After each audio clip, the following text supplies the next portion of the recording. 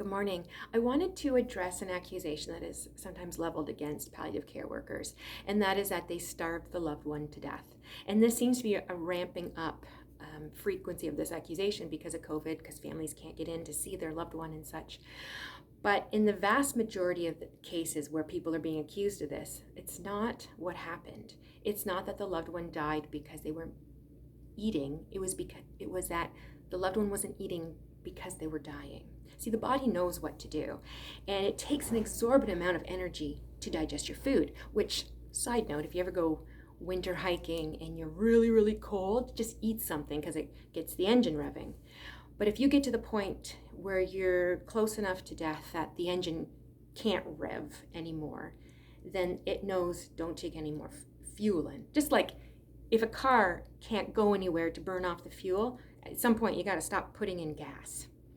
So now imagine how you feel after an all-you-can-eat buffet. It's like, oh man, it's so bloated and the pressure and you think, why do I do this to myself? I don't think I've ever gone to an all-you-can-eat buffet and thought afterwards, oh, why did I do this to myself?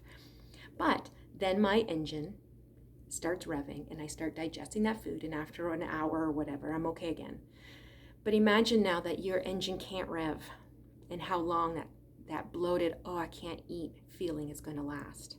So in most cases, it's actually best practice care to not withhold food, but to not give food when the patient who is dying doesn't want it anymore. And so I wanted to throw this out there because, like, anytime you lose a loved one, it can be really upsetting.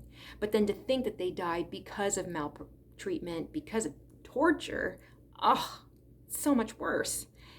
But it's very likely that they were actually given appropriate care. And I just want to hug you if your heart's been hurting over that, and to hopefully this will allow you to set that at rest.